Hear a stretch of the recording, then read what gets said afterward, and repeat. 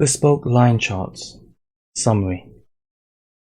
Congratulations, we have now created several bespoke data visualizations using the line mark type by plotting multiple points and then connecting them as a line, either straight or smooth.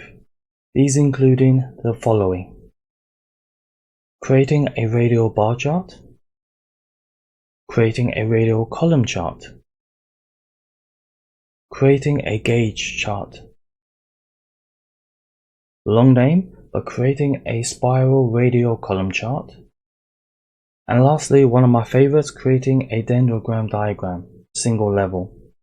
The key here is to plot those 2 points using data densification, using table calculations, and then drawing a line between those 2 points to create the effect that we want.